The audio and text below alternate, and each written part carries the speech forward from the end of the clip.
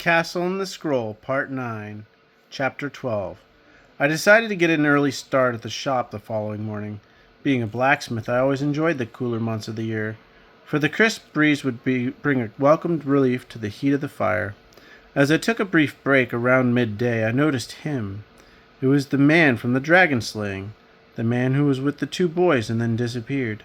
I was again drawn to something in his countenance. He seemed free, even more so than my companions at the castle. I was thankful when he decided to visit my shop. "Good morning," he said cheerfully. I returned the gesture. He then continued, "I'm looking for some horseshoes, medium-sized." "I have many," I replied, but I did not get them. Instead, I continued to look at him. "You're the man from the slaying, aren't you? I saw you with the two boys. Do you remember me?" "Of course I remembered you," he said with a kind smile. "And yes, that was me, with my sons." "Are you a follower of the great king?" I asked him. "Indeed I am," he replied. "And you?" "Yes, sir," I answered. "Forgive me for being so bold, but why did you have your younglings with you at the slaying?" "Why shouldn't they be there?" the man replied. "Because it's dangerous," I replied. "Indeed it is," the man said with a laugh. "But dangerous to whom? Those who are young, or those who can't wield their weapon proficiently?"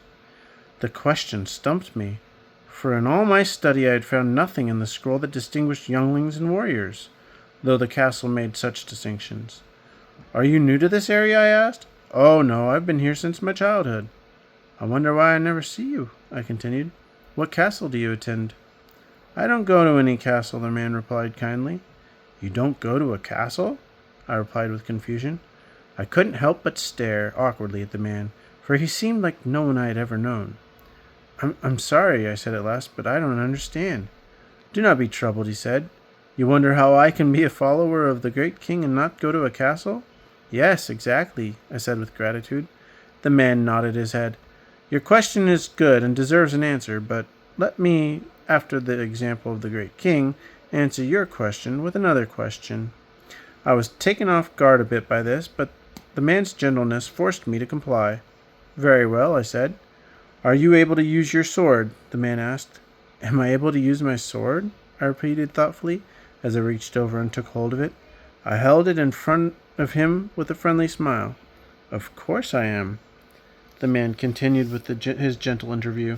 "So you're saying you've trained on how to wield it?" "Absolutely," I replied. I began to see that this was the consequences of people who don't go to the castle. They obviously know little and miss out. I then grabbed some of my notes and showed them to him. "Look at this," I said, hoping he was literate.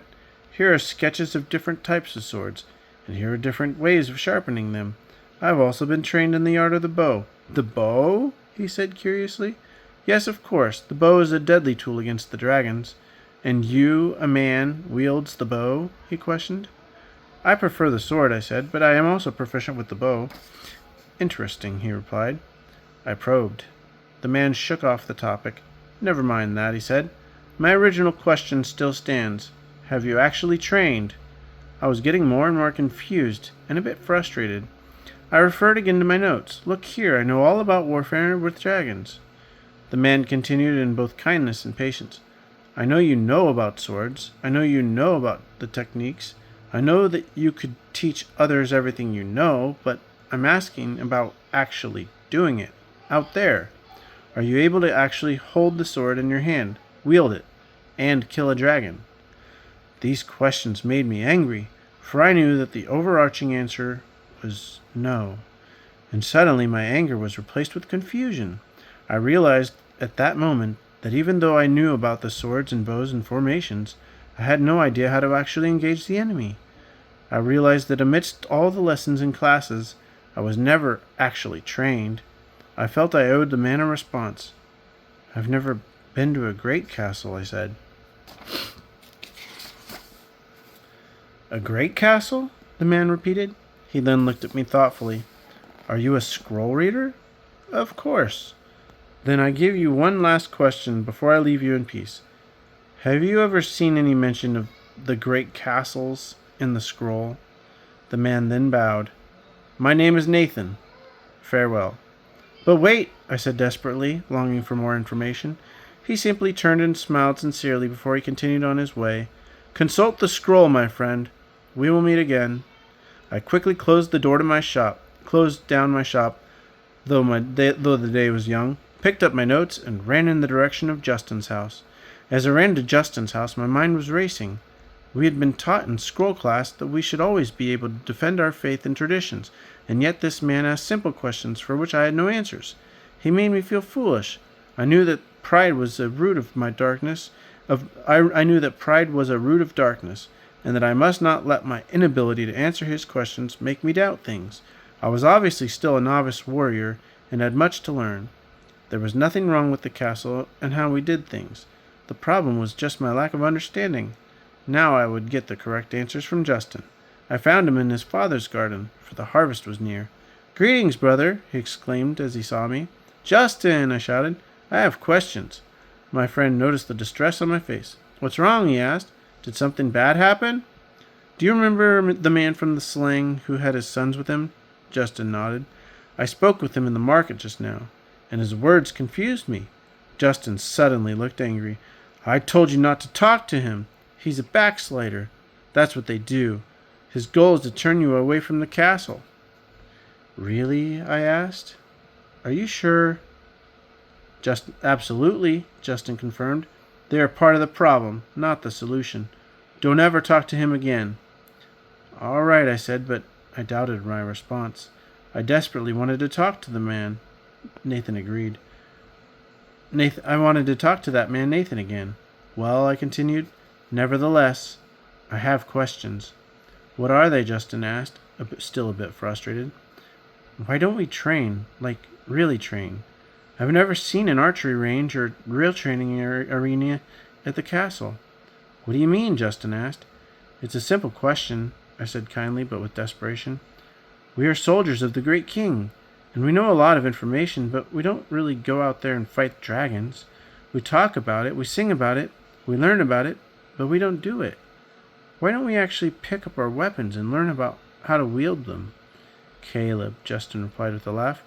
You should really go to a great castle. It seems you're called to pursue that. All those things are at the great castles. That's why Captain David is the great warrior that he is. I stood thoughtfully. Maybe he was right. Maybe all of my frustration was just the great king revealing that I was supposed to go above and beyond the other warriors. Perhaps I was called to be a captain and lead my own castle. I imagined myself, like Captain David, leading my own army to the edge of the forest, entering by myself, and coming back with the head of a dragon. Everyone would rejoice and look at me and see me as a true warrior of the great king. Maybe I would even train some of them to go up into the forest with me. A smile formed on my face. I looked back at Justin, who was also smiling. Do you really think so? I asked. Do you really think I should go to a great castle and become a captain? Without a doubt, he replied. Why else would you be so passionate about training and fighting? You should talk to Captain David, for he will be able to get you into the right one. I pondered it all some more, and then my mind was resolute. After all, this is what I had been dreaming of ever since Lily and I pretended together as children. I had always wanted to slay dragons, and now I had a plan to accomplish that dream. I would become a captain. Thank you, my friend, I said to Justin. Everything makes sense now. My pleasure, he replied. The great king is leading you, and remember, stop talking to that backsliders. They will only confuse you and distract you. I turned back to the market with a smile on my face. Still, something Nathan the backslider said kept echoing in my mind. He said to me, Does the scroll speak of great castles? I repeated the questions a few times in my mind, then I did my best to erase it. Nothing would hold me back. I was going to one of the great castles. I was going to become a captain. Chapter 13. I didn't return to the market that day, for the more I thought about the great castle and me becoming a captain, I just had to see Captain David right away. I set my steps now towards the castle, for he was usually there. As I passed by the great forest, I thought I saw that old hooded man appear and then quickly disappear within the trees. Backsliders, I thought. I was beginning to build up a hostility in my heart towards them. Their questions and their rebellion make too much trouble. They may even be dragon breeders, I said to myself. I reached the castle and was pleased to find Captain David. Caleb, he said with a smile that made my heart glow. How's my favorite warrior doing today? Doing great, I replied. I have something to tell you.